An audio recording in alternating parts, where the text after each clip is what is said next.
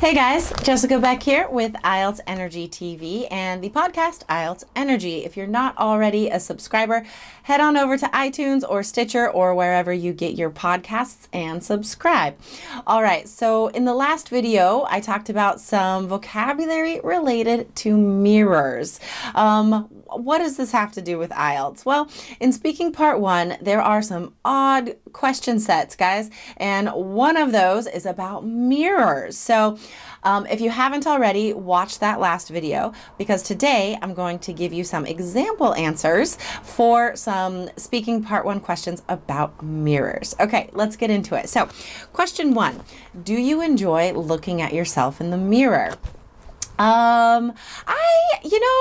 I do, I suppose. I don't do it often.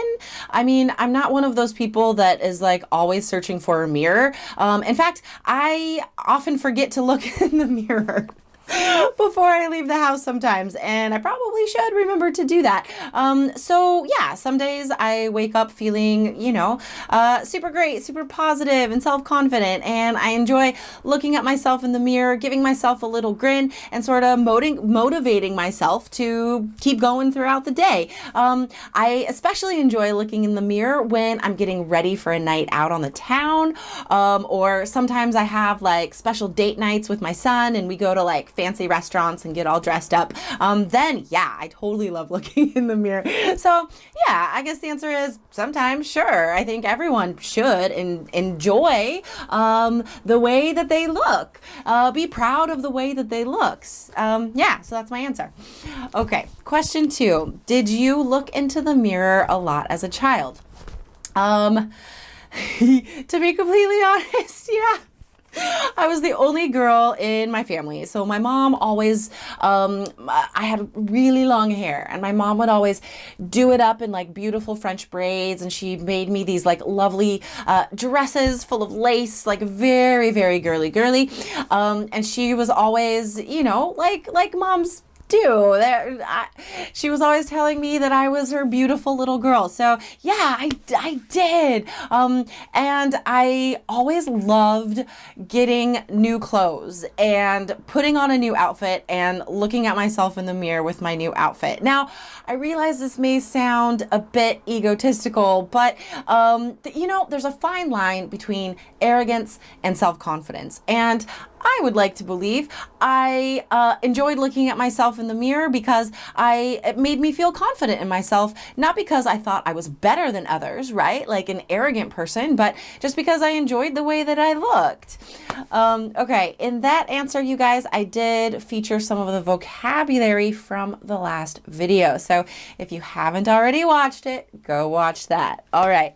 Question 3, do mirrors look good as decorations in restaurants? Oh, well, that's kind of a weird question, isn't it?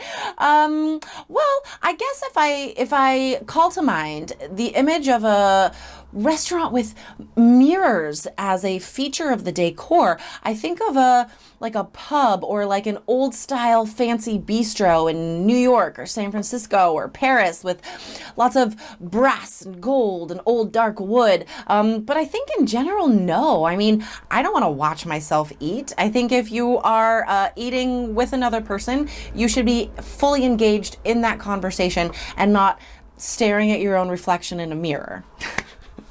Okay, last question, guys.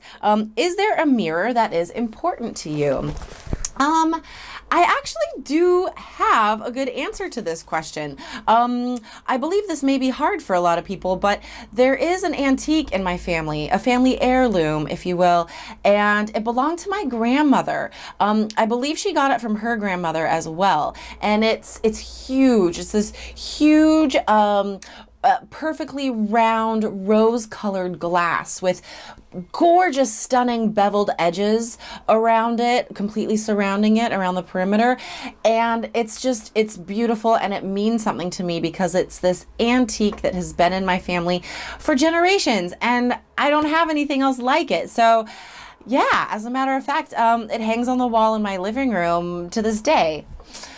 Okay, guys, so these are weird questions, and I do recommend, again, using some of the vocabulary from the last video and really practicing your answers to these questions, guys.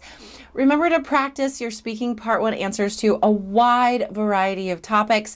If it's an easy topic like leisure time or work or studies, don't over practice those easy topics because you will end up sounding mechanical and rehearsed on test day. So don't over practice those, but do practice a wide variety of topics if you can. Okay, guys, for the complete system of strategies to increase your next IELTS scores, get into our system, the 3 Keys IELTS Success System. Go to allearsenglish.com/KEYS. Okay, guys, that's it for me. Thank you for watching and enjoy the rest of your week.